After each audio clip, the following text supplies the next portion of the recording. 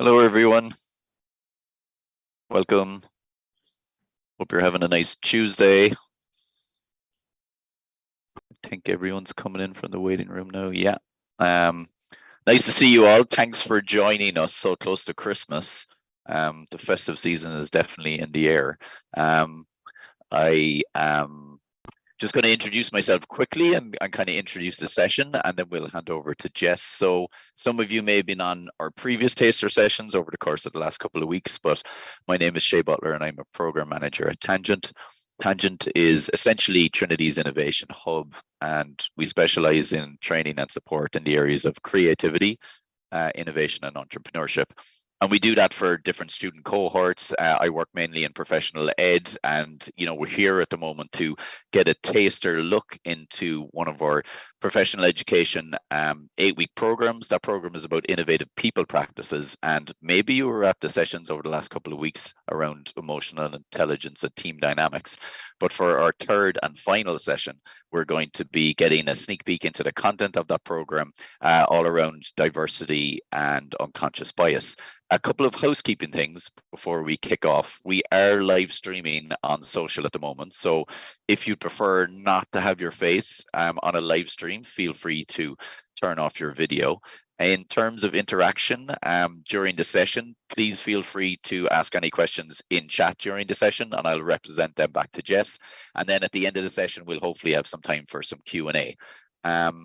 I think that is it. I'll be telling a little bit more about the 8-week program towards the end of the session as well, and there'll be opportunities for Q&A at the program level at that stage too. But for the moment, I will hand over to Jess Hayden, who is facilitator on that 8-week program and will also be running today's taster session. Jess? Thank you, Shay, and welcome everybody. Lovely to see you all.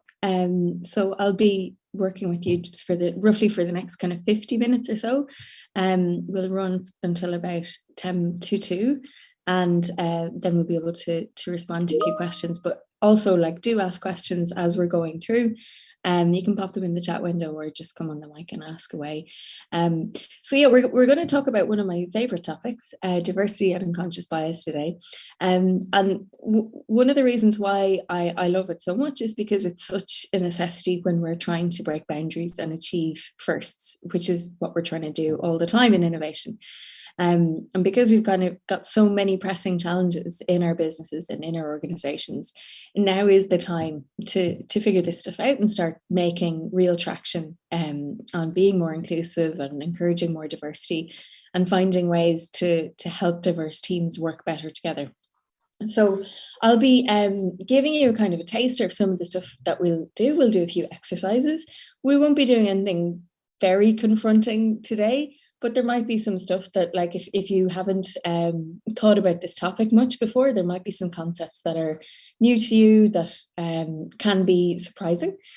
So I encourage you to kind of look for, if you are surprised by any of the content or interested, I encourage you to look further, because this stuff is a real journey. I have been looking at, I suppose, bias since my undergraduate in psychology more than 20 years ago now. I'm still working on this stuff. I'm still trying to get better every day at it. And that's kind of the way I see it. It's kind of like brushing your teeth. You have to do a little bit every day if you want to have nice, healthy teeth. And it's the same with diversity. You got to do a little bit every day to make your workplace more welcoming, more inclusive. So I'm going to share some slides, and I think you'll have access to them as well after the session. And in the slides, you'll see that there's links to, I'm sorry for clearing my throat. There are links to all sorts of different resources. There's a huge amount of literature on this topic. And what I've tried to do is select the stuff that I think helps kind of pique people's interest, first of all, but also make the case for why it's really important for innovation. So that's what we're going to do today. So that's me. I'm Jess Hayden. I am the co-founder of the Brave Lab, which is a small organization that I run with my business partner, and we're a learning partner of Tangent's. So we worked closely with Tangent to design and deliver content for them on programs like this. So yeah, what can I tell you about me? So here's the stuff I want you to know. I'm an organizational psychologist, and I specialize in working on climate and inclusion issues in organizations. And so, yeah, that's the stuff I want you to know. The stuff you'll probably be trying to figure out is maybe some of you be trying to figure out how old I am. Some of you might be looking at trying to figure out my socioeconomic background, what my first language is, sexual orientation, nationality, what's my educational attainment, race, gender, religious or spiritual affiliation, ethnicity, my physical, emotional development, or absence or presence of an ability or disability, or some other facet of identity that's important to you, or that helps you to make predictions about people that you've not met before. And we do this all the time, and it's absolutely fine. You know, if you're whatever it is that you're doing right now, completely normal to be making predictions. And most of you, there's probably somewhere in your thinking, you're probably doing it subconsciously, but you're probably trying to assess whether or not this is going to be a good use of your time, whether or not you're going to learn anything. Maybe you've heard it all before, but you're probably using assumptions also about my identity to try and like narrow down the prediction window of whether or not you think it's going to be a good use of your time. And that's a bias. That's a bias that's at play. We all do it. If I had time, I mean, there'll be little bits of information about some of you that I'll be using to try and make predictions about, you know, what kind of content I might spend more time on and so on. We're all doing it. And it's how we cope with a complex world.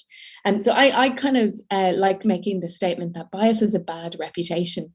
But it's actually like how our brain works. And I'm going to dig into a little bit more about like why that is and what kind of impacts that can have for us. Oh, sorry, my slides are, here we go. So yeah, so the two kind of topics broadly that we're going to touch on in this session, because I mean, there's so much in this. You could spend weeks, months, years, possibly, you know, really trawling through everything. But we're going to touch on, you know, unconscious bias, diversity and inclusion broadly. What is it? Like, what evidence do we have for these things? What are the kind of negative impacts? And then we're going to look at, you know, where in your business, you know, but bias might be impacting in the organization. And we'll look at a little bit of evidence around that as well. And then we'll cover some tools. So the first thing I'd like you to do, I'm going to give you a short exercise to do. And what I'd really love you to do is like, try and give your first response to this. Okay, so I'm going to give you a scenario and I'm going to ask you to choose which is the most likely thing to happen in this scenario. I'm going to give you two options, A or B, and go with your first response. Don't think about it too much, okay? And pop your response into the chat window then when you've had to think about it. So this is the scenario. Oops, again, the slides have the best of me. Caroline is a young woman from Dublin who graduated with first-class honours from a degree and was deeply involved in discrimination and social justice issues at university. Is it more likely that she A, was accepted onto the graduate programme at a large bank in Dublin City, or B, was accepted onto the graduate programme at a large bank in Dublin City and joined the Women's Network in the bank? So pop your first response, don't think about it too much, into the chat window there, please. And Shay, I can't see them actually because the way my screen is set up. So maybe you can tell me. Yeah, I got you sorted. Thank you. So we have lots of B's, 6 B's at the start. We've got an A, couple A's from Antonio, Declan Keith, Sean a B, A. I'd say it's skewed towards B's by 60-40%, let's say. Okay, great.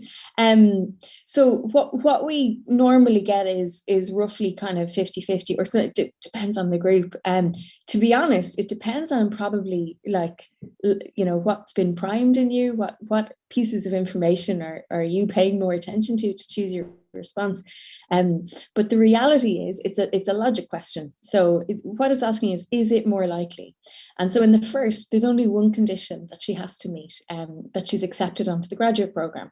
But in B, there's 2 conditions the person has to meet. So they have to be both accepted onto the graduate program and join the Women's Network in the bank. So it's just more likely that this person would only meet one condition. So it's just really a probability question. So the right answer is A. Now, some of you who answered B might be ready with the response to that to tell me I'm wrong, but it is based on logic. And when I first did it the first time, I answered B. And then the person said, think again. I said, it's still B. And I said, think again. And I said, it's still B. What are you not telling me? But the reality is many of us will use information that we've gleaned from that thumbnail description about Caroline to infer a pattern about what we think is more likely for her as a person. So we tend to instill narrative in things to make more sense out of them. And what I did there was quite unfair. I put a kind of a false condition upon you, which was time constraint. I said, give us your first response. Don't think about it too much. And loads of you complied with that. So thank you. If I'd said, here, take your time with this one now, really think about it, you would have sat back. Some of you may have wanted to just kind of disengage and look away, really think about it. And you're more likely to have come up with the correct response, and that she only meets one condition, if you're given time to actually think about it.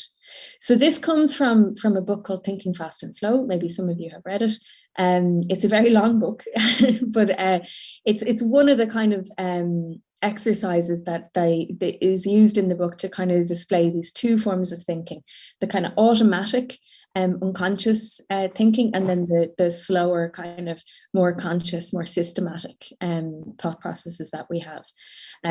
But this is, I think, a really nice example because it shows us how quickly, a whole group of people, and like I've done this with, hundreds of people at a time, and we always get more B's than A's. So we always have more people given the wrong answer than the right one. And it's unfair, the conditions I put you under, right? I said, do it quickly, give us your first response. And that's when we're under time pressure, that's where we see bias creep in. That's one of the main places we see bias creep in.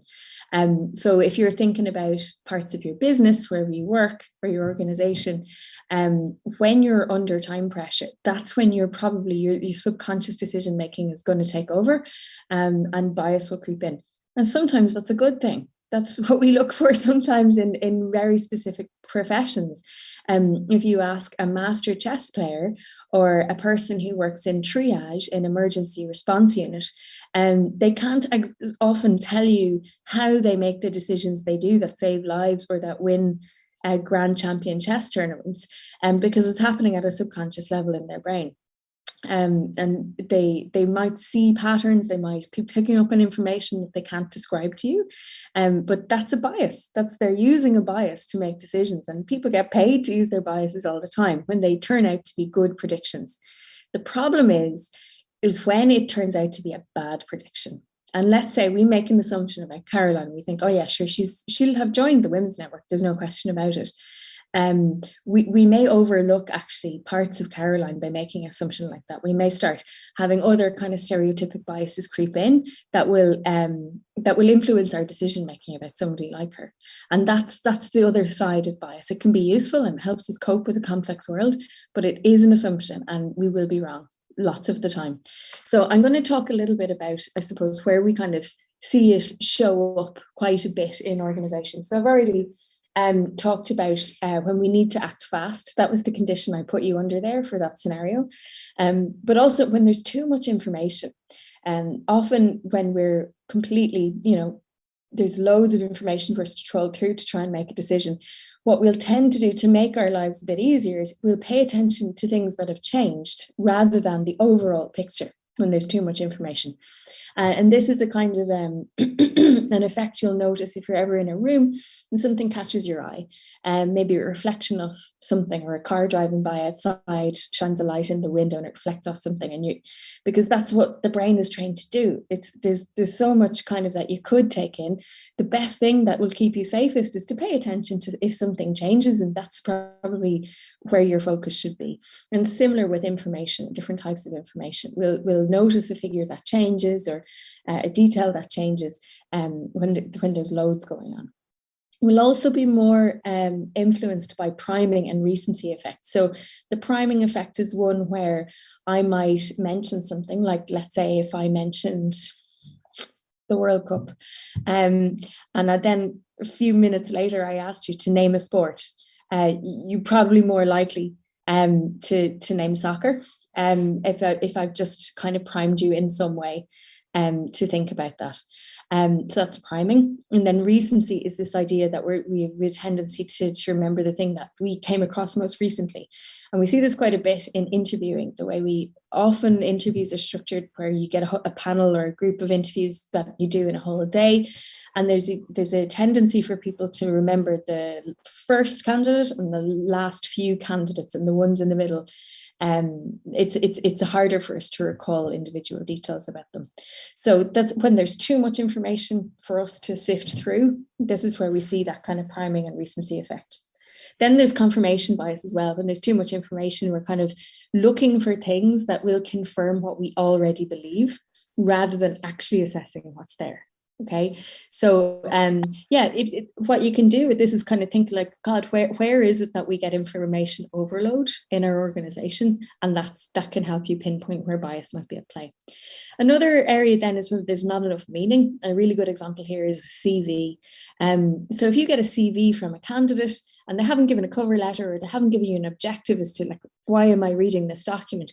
You'll invent it. You'll invent a narrative for trying to understand why would this person want a job in my organization? So we seek out those stories and patterns. We inject narrative into stuff to make sense of things when there's not enough meaning in what's in front of us. And what the difficulty with this is that it's when we start to rely on stereotypes, and everybody will have stereotypic groupings in their mind, and whether we like to think we do or not, unfortunately we do. We like to chunk things. We like to chunk information to make it more easy for us to retain, but also to retrieve. And it helps us to kind of categorize information so we can simplify things. But when there's not enough meaning and we're trying to fill in the dots, we'll probably use identity facets about people to fill in the blanks. So the example of that you've had today was me telling you only 2 little facts about myself and not giving you my whole life history, but you'll probably have been looking for one identity facet that you like to use to predict whether or not you think I'd be any good at this. So that's the not enough meaning where bias creeps in. We've talked a little bit already about when you're under time pressure, so you need to act fast. And what we have a tendency to do there is quite interesting. Most people will tend to avoid irreversible decisions. So we'll just sort of do whatever we can to buy time and not have to, make a decision from which there's no coming back. And we'll probably favor tasks that are more relatable, as in we can get them, they're more salient to us. And we'll prefer more simple information when we're in that kind of need to act fast. So again, let's say we have to hire somebody in a hurry and somebody sends a big long cover letter and it's all detailed and they put loads of work into it and a lovely, very detailed CV with everything they've ever done on it. And somebody else gives us a 1-pager cover letter and CV. That we could have that bias then where like, we really need to hire somebody. It's just easier to assess this one because it's going to be quicker. That we're more likely to potentially overlook the more complex candidate that's presented their information in a more complex way. And then finally, when we're not sure what we should retain, what information we should remember, and this is an interesting place where bias creeps in. We tend to discard the specifics about people and about things. We tend to work more in generalizations. And we tend to log our memories when we're not quite sure, like, what should I take in here? What should I take away from this? We memorize based on how we felt about stuff rather than the facts that we might have encountered. And sometimes this effect is so strong that if we come across something in reality that we kind of have remembered in a different way because there was so much stuff going on, we'll edit maybe the memory in order to not have dissonance, to have reality and what we remember match. So it's quite an interesting effect. There's really interesting research on that. But this is kind of, I cover this so that you can maybe look at different parts of your business and think, where might we be in these situations as an organization? And that's maybe a place where you can kind of bring the magnifying glass and look at your processes to see where bias might be having a negative impact. So let's talk a little bit, I suppose, about what's going on in the brain when we're doing this stuff. So I'd like you to imagine for a moment that you're an alien and you're doing some research on planet Earth, and your only source of information is Google image search. Okay, so some of the terms that you might like to look for. Who's the leader then there? So this is what you get when you type in leader into Google image search. You would think that it's an animated character, right? You wouldn't think it's an actual human that leads. I find that so funny. Yeah, so just in the chat windows, tell me what you notice about this collection of images. Do you think there's anything that's yeah, what do you think it reflects?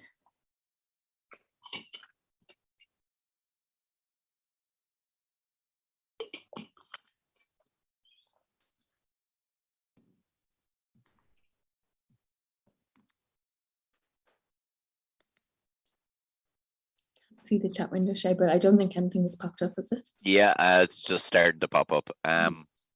People seem to be dressed in formal clothes. There's more men in the images. Kind of an idea of strength and business. Also the idea of teamwork. There seems to be one main person there that's leading a group of others. They're in a professional style. An interesting one. Generally, I guess there's no hair in some of the people. Yeah, there is actually. I spot that. And everyone looks the same a little bit as well. Yeah, it is quite homogenous looking, isn't it? It's very good. Like the few top rows are like the color palette is very similar. One thing I've never noticed before is like how many of these figures have flags. It's mad, isn't it? Like that you would think to be a leader, you must go around the place carrying a flag with you. But yeah, this is kind of, you know, bias in algorithms is a really interesting kind of thing. But there's a fabulous documentary on Netflix about it called Coded Bias that I definitely recommend you watch. But it talks about facial recognition software and how one of the main facial recognition softwares that's used in lots of products is not good at detecting darker skin tones. And really kind of worrying implications then based on that. But we start to see that coded bias in things like Google when we just look for kind of simple image search for like leader. So this is what you get when you look for CEO. And if you were to base your findings purely on the top line, you'd think it would have to be a man. And then maybe you think that when you get to the second line, all right, maybe a woman, but they all have to wear suits. That's a must if you're a CEO. So really kind of interesting, I think, some really homogenous kind of images here that we're getting for CEO. And we'll touch a little bit on some of the other evidence for this. This is what you get if you Google success. I think what I love is that you start to see sporting imagery, and this one, like, there's definitely, I think, a gendered towards the more male imagery on this one. And power poses are really interesting because we see them across culture. People tend to raise their hands when they experience success. We see it across cultures, across different societies, and everyone seems to do it. But it's so this is kind of like, that would maybe be a good clue for the aliens. If you see somebody doing this, you'd know what they're in. So this is winning. Again, we've got that kind of the sporting analogy. We've got probably gendered again, maybe. And then you'd think, God, what are those shiny things, those medals and those trophies? And then hard work. I think this one's really funny because, like, if you were an alien and you saw that humans think that hard work is just like rolling a massive boulder up a mountain, you'd be like, wow, they have a lot to learn. So, and then who gets things done? You'd think like, okay, I need to buy all these self-help books if I want to get stuff done. But the reality is, like, this, how we learn is we don't even have Google image search to create like patterns of the world and how things work and figure out like what are the stuff that's not written down, that you know, the social contract that we all have with how things work, who does what, who's the leader. And social hierarchy is something that we start to pay attention to really early on. And if you think about it, it kind of makes sense, because if the first thing you start paying attention to is, how can I recognize my caregiver? That's what I want to know when I'm like 0 to 3 months. And we see babies starting to attend more to the race of their primary caregiver and other people that share that race than of other races. And that's kind of a really kind of sound evolutionary tactic that the baby has, because the baby wants to know, who is it that's going to solve my problems? I need to find that person and be able to recognize them pretty quickly. So we start from zero with this stuff, and everything. We've got to learn it all: breathing, walking, eating, talking. And it's an imperfect model, right? We're going to fail lots and then try again and fail again and try again. And eventually, with feedback from our external environment, we'll learn how things work. And we'll learn, who is the caregiver? Who is the group that I'm going to feel safest with? Who's the group that I don't necessarily feel as safe with? And by about 18 months old, we see that most babies have a very good conception of in-groups and out-groups. So the in-group being the group that shares things that are in common with me, and the out-group, the group that I don't share things in common with. And like, very broadly speaking, what we can find is that we're better able to predict the mental model of people in the in-group than people in the out-group. So we know we have a better chance of knowing what they're going to do, how they're going to behave, how they're going to treat us. They'll tend to give us feelings of kind of positive feelings, a reduced anxiety, and we'll tend to have more pro-social activity towards members of the in-group. And unfortunately, the opposite is true for the out-group. So we'll tend to have increased feelings of anxiety when we're with them. We won't be doing pro-social stuff for them as much. In fact, we may want to see them harmed. And these are kind of facets that start to appear really, really young, about 18 months of age. A fascinating piece of research in this, if you wanted to dig a little bit deeper, is referenced there in the image, conducted by a guy called Deb Roy. He, I don't know how he got away with this, but he put fisheye cameras all over his apartment, and that's an image from one of them that you can see there of his living room. And he recorded the first 90,000 hours of his son's life when he was brought home from the hospital. So it's the first 2 years of his life. And what he's done is he's managed to kind of do incredible analysis and see how he learns, what he learns, but also the feedback loops that he gets from his environment that helps him understand how things work. And this is where we can see that, like, the social structures that we have, the imagery that we use, the things that we portray about how life works, how the world works, reinforces our learning. So we might have a bias early on for a particular color, and the world around us will reinforce whether or not that's a good or a bad color for us to have a bias towards. And that can go for the color of a toy, but can also go for the color of skin, can also go for nationality or an accent, short hair, long hair, whether, facial hair, glass wearing, what kind of car somebody drives. It doesn't really matter what the facet is. But we will develop these ways of kind of categorizing the world really, really early. So we don't lose that function, that kind of in-group and out-group function. And race is a really interesting one for us to kind of look at. And there's some really fabulous research being done, and that has been done around race and kind of in childhood development. So from about 3 months, kids are detecting race. At around 2 years of age, they're using race to reason about behavior of other kids and other people. By 30 months, kids are using race to choose playmates. And that's only just one facet of our complex human identities, right? So the processes that we use to differentiate between humans, they don't go away. They're there pretty much from birth. And this is some of the impacts that they have then when we carry them into adulthood, this kind of them and us world, the in-group and out-group world. So this is a piece of research that was conducted in Germany.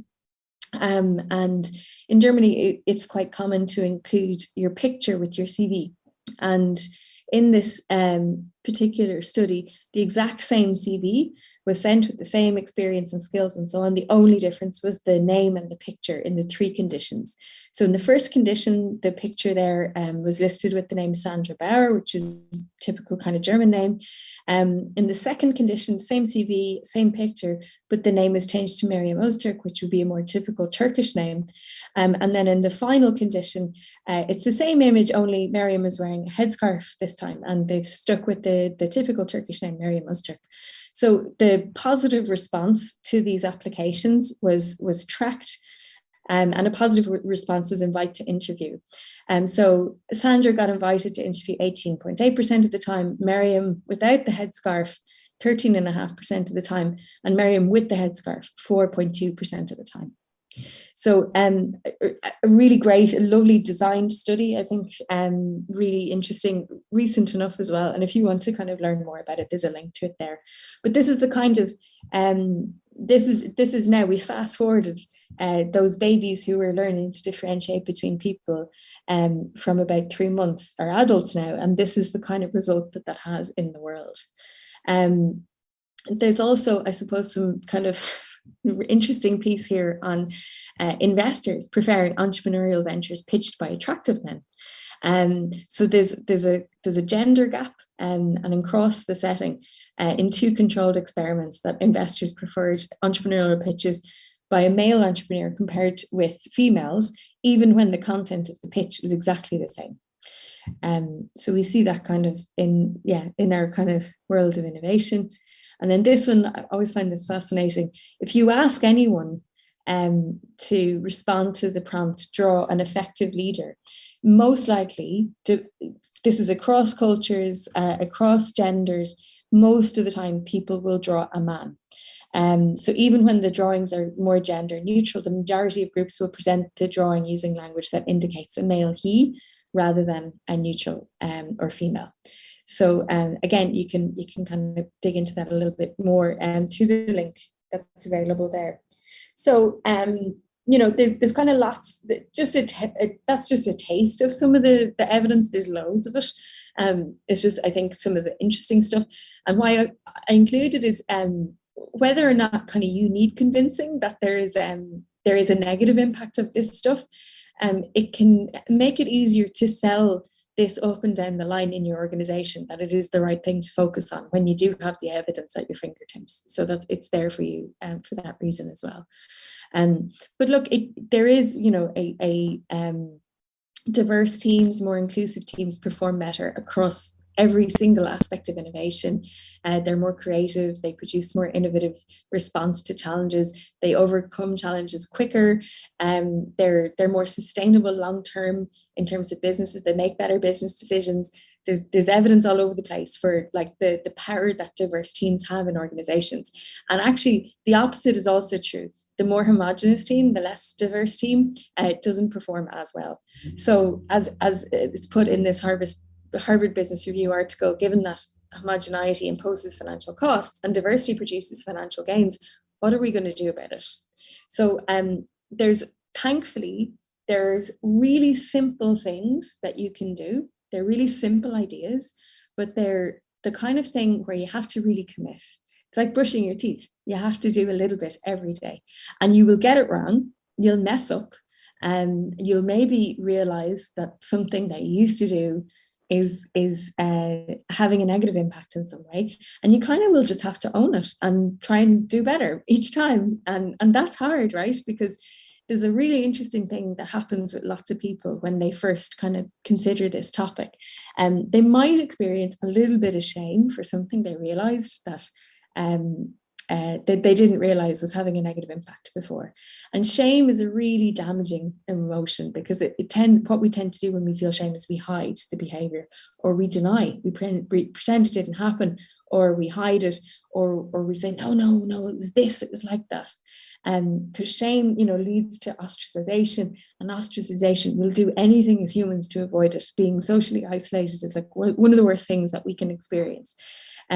So if you are kind of feeling a little bit maybe sensitive about this stuff, or you think, oh God, there's no way to go for that in my organization, that's okay. Just name the emotion and try and manage it, because it's maybe not our fault that this has happened, and we do have these negative impacts of bias in our organizations.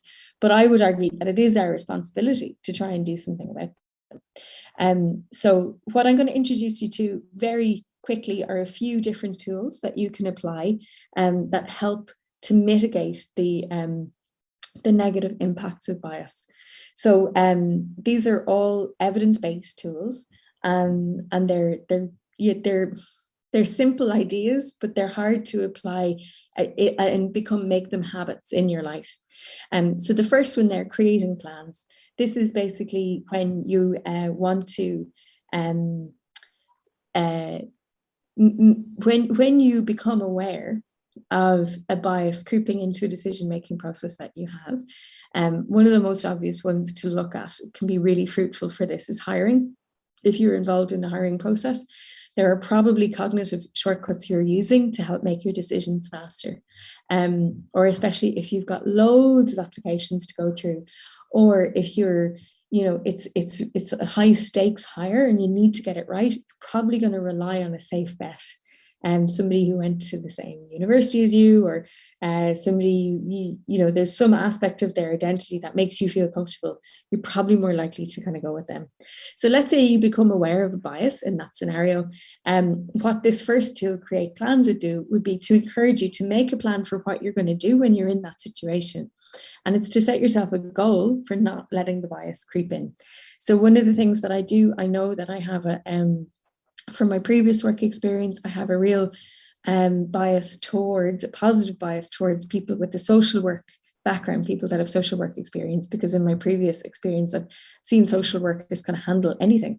And I know that I have that bias. So when I do see it, I do see that experience in a CV, I'll tell myself to kind of equate it along with other experience for a while, and to look at other aspects, look at the full identity of all the candidates. And it's enough to try and overlook or mitigate most of the harm that might come from that kind of bias. The other tools then, just to kind of briefly go through some of them, is clarifying the question. Instead of basically saying, what is it that we, how are we going to make a space accessible for a person who may need accommodations? Instead of focusing on what needs to change or what the person needs, focus on like what's it going to take to how can we make it work? How can we get this person to work here? So it's a kind of a reframe away from the accommodation to what it would be like if they actually were working with you. Again, a really simple tool, but it's something that often I think can help in conversations, let's say, where a team is discussing whether or not to hire somebody, or whether or not to offer a benefit, or give somebody a particular support. It's a good one to kind of reframe away from the accommodation that's required to a more inclusive conversation. Then recategorizing and decategorizing. This is really helpful if you find that there's a kind of maybe a stereotype bias at play, where you think like your organization maybe thinks about people who take parental leave in a particular way. So instead of categorizing them as people who take parental leave, decategorizing them, just think of them in a different way, or recategorize as something else that is more about maybe their professional ability or their technical capacity to do the role. The fourth one there, championing diversity, is really important and often overlooked. So there's probably somebody on this call. In fact, I'm willing to bet that there is somebody on this call who protects or hides part of their identity in their workplace. And we know that many people do, because they don't know what's going to happen if they reveal that aspect of themselves at work. And it's not worth it. It's not worth the potential consequences. So they don't reveal it, or they hide it. But one of the most important things an organization can do to increase the safety level in an organization is to pin your colors to the mast, champion diversity, have your diversity policy out there for people to see, make sure it's on your job ads. So many careers pages I go to, they don't mention it. And it's such a missed opportunity, because I know that they do care and they do champion it, but they just miss the opportunity. And that's usually your first point of contact with a potential recruit. They'll go to the careers page, they'll see if there's something there. And if they think, oh God, they haven't even mentioned diversity, they might self-select out. They might think, God, yeah, maybe that's not for me. There's other ways you can do it. You can talk about it. You can publishing a policy is a really great one, just to get it done and get it out there. But even just mentioning it as well to candidates, like, it's even one thing to say it's an important topic for us, and we want you to know that. We want everybody to know that. So that's, I think, of all the kind of the low-hanging fruit, that one's usually pretty easy to solve and do something about. And then contact. So the image there is Professor Keon West. He's one of my favorite researchers in this whole topic. But he has looked at the impact that contact with the outgroup has on our feelings towards the outgroup. And he's done some amazing work that basically, if you think there's somebody in your outgroup, so somebody who maybe gives you a person who's in that group who might make you feel a little bit anxious, you wouldn't know, like, God, what would they be like to work with? What his work is saying is, if you imagine spending time with them, just imagine going for a cup of tea with them, it will actually reduce your feelings of anxiety, and you'd be more likely to have a kind of a better experience of working with that kind of person in the future. So there's loads of kind of research on this, and I think it's a really lovely one, because it's the kind of thing you can do on the bus on the way into work. You can just like imagine yourself going for a cup of tea with somebody that you consider to be in your outgroup, and it will have a positive impact on the world, which is great. Then that sixth one there, confrontation. This is a really important one, and if we'd loads of time, we'd go into this in detail, but we don't have loads of time. But basically, if there's stuff that's obviously unwelcoming for a particular group, it could be jokes, and it's whether or not the intent is to be unwelcoming, almost doesn't matter. It's whether or not it can be perceived as unwelcoming, I think. This stuff should be confronted, but only if you feel safe enough to do so. So that's kind of the caveat there. Everybody has to feel safe enough to do it. But confronted behavior, if there's like a habit of maybe making fun of a particular stereotype character in your workplace, if that goes unconfronted, then that is the culture, that is the norm. And so finding ways that make it safe enough to confront, I think is really, really important. The second last one there, changing your viewpoint, just trying to figure out what it's like to be a person. This is a really great one if you think your organization might have a first, or you'd like to have a first, maybe your first openly gay person, and maybe your first person from a particular country or continent, your first wheelchair user, it could be anything. But just trying to gather information and see what that's like. Like, one thing I would encourage everyone to do is to try and navigate their workspace whilst using a wheelchair. It's really, really interesting and eye-opening activity to do. And then finally, the conditions. And this one is, I think this is an ongoing piece of work where you're basically looking out for, what is it like when I join the organization? Are there rituals and taboos? Are there stories that we tell? Is there a kind of rites of passage thing where, oh, you weren't here when that big thing happened, so you kind of can't be like us until you've been through something similar to that? And those things can be the make or break for somebody in an organization, especially if they're a first of their kind in your organization. We hear stories all the time of the first Black people in organizations, the first women in leadership groups who, because of taboos or rites of passage or rituals or in-jokes, they just knew this is not for me, and they've self-selected out, so they leave the organization. And the thing is, when you've got a first, you really don't want it to be your last. Whatever identity it is, you just want to make sure that that is not the last one of that kind of person that you have in your organization. So those are the kind of the tools. On the program itself, we would cover each of these in lots more detail, and you'd get to apply them. And that it takes time, and it is work. It's hard work to do this. So unfortunately, all we can do in a 1 hour session is really just touch on them. But if you kind of want to know more, there's loads of evidence out there on why these are useful tools. But this is the one I'd like to leave you with, is if your interest is kind of piqued, I would ask you to try and consider, who might it be that you consider to be in your outgroup? And this is something you're only going to do in your mind, right? So you don't have to share this with anyone.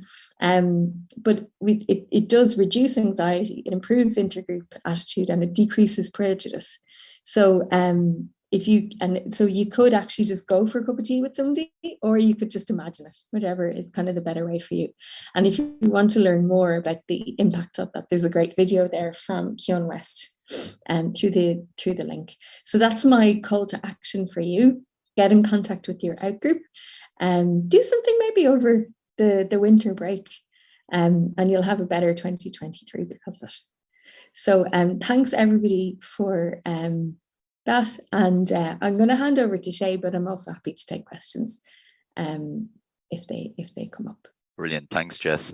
We have some questions in the chat. I'm going to hold them for a couple of minutes until I do my little promo for the program. But thank you, Jess, for that. A lot of interesting content to consider. I'm writing notes here, trying to see who my outgroup might be, who I might try to connect with first.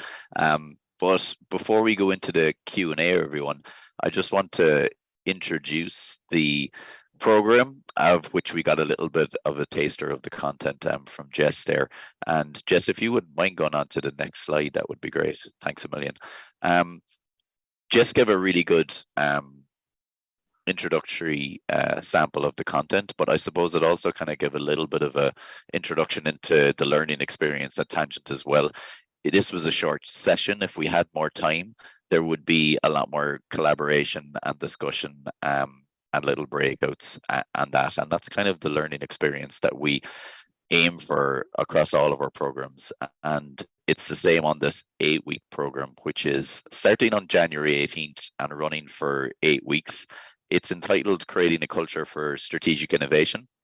It will run midweek, and there's a mixture of kind of more theory focused masterclass sessions and then more collaborative focused greenhouse sessions. And in the bottom left of the slide here, you can see that the masterclass sessions that we cover are around emotional intelligence, whether related to yourself and how it might help you perform at your best, or to your team and your work and relationships. We also have a session on team dynamics, a session on diversity and conscious bias, which you just got a sample of today.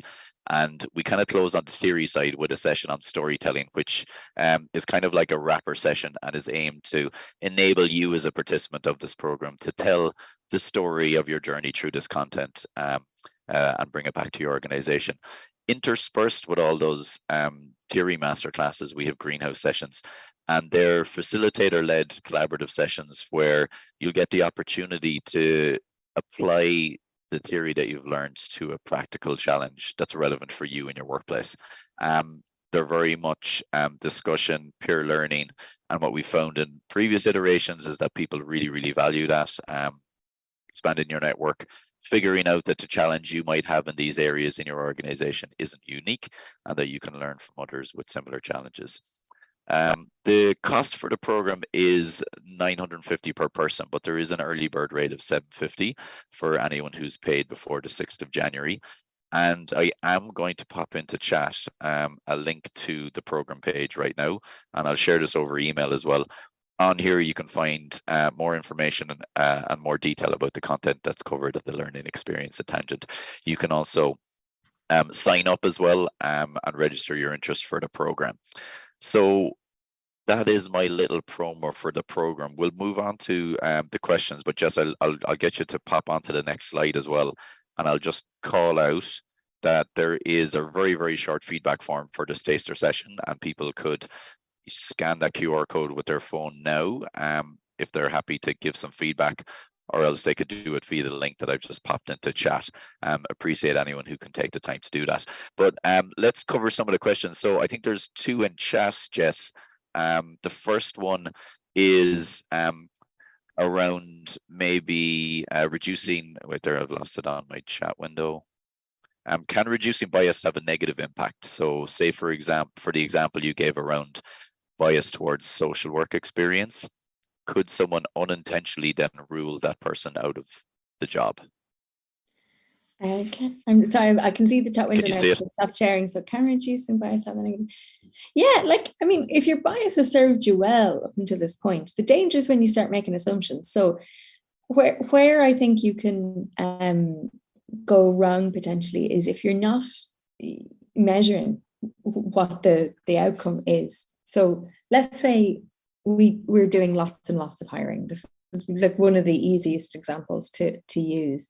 And we are doing stuff to maybe address a bias that we might have in hiring. And we end up with a group of people that we've never, the likes of whom we've never worked with before, and it takes us a lot more to figure out how to help them be successful.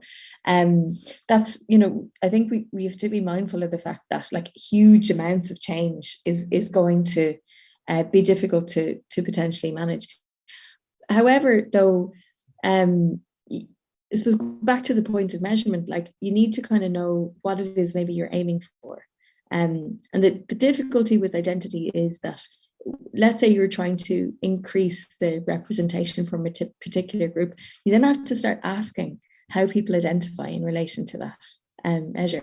But yeah, I mean, I think if you think there's a chance that you're going to kind of overcorrect, then measurement is a good way of kind of trying to understand like what is actually the output of this. Having said that, though, like overcorrection can be addressed as well with consistent kind of check-in. So like, let's say you do a lot of hiring, noticing, I think the key, everybody that I talk to about hiring says the same thing. It's like, it has to be done so quickly. There's just not enough time to really consider everybody, or there's too many applications. So what is it, the most low-key thing you could do now to start evening out the playing field? So maybe listing key assumptions about what makes a great hire. Even just that, just naming the assumptions that you have about what makes a great hire, and then checking in with maybe other people in your organization about what assumptions they make about what makes a great hire. See where you're overlapping. There's an organization I did this exercise with, and they found that they all just loved this particular program, an MBA program that graduates came from, and they just were all kind of thought, we anyone that's from there, if we got an applicant from them, we'd take them. And it was because they'd had 3 or 4 people from it in their business who they had deemed to be successful. But it meant they were kind of overlooking all other types of programs. They just had this kind of bias for it. So once they become aware of that, then they were able to say, okay, let's look wider. And it, but on overcorrection, like as long as you're checking in on it, you're trying to measure somehow what the impact is. That I think it shouldn't be a grave problem. Hopefully not. An age bias. I'm just looking at Catherine's question there. Age bias specifically. I have to think about that one, Catherine. The book that I recommend in general is Eliminating Bias in Organizations by Binna Kandola. There's another one he wrote called The Value of Difference. And there's definitely some stuff specific to age there, but I can't think of like customized stuff on that topic. Sorry for putting you on the spot. It's a good one for me to think about. Thank you. Yeah, if you do come across anything later on, if you have a second, some of the work I do is on ageism. Oh, okay. Yeah, so that's why I have an interest in this. Yeah. I'll think on it. If I think of anything, I'll pass it on to Shay, and he can get Great. it. Thanks so much. Okay, cool. I think that was it from chat. Any last question from anybody? If not, thank you very much for attending. Appreciate your time during lunch. Also, since this is the last taster session, I'll wish you all a happy Christmas. Yeah. I hope you have a nice time, and maybe it will warm up a little bit soon and we'll be able to go outside again. But thank you very much, everyone. I'll be sharing the slides and any of the resources we talked about over email. Great. Thanks so much. A great session. Thanks so much. Thanks a million, guys. Bye. Thanks. Thank you very much. Very nice. Thank you.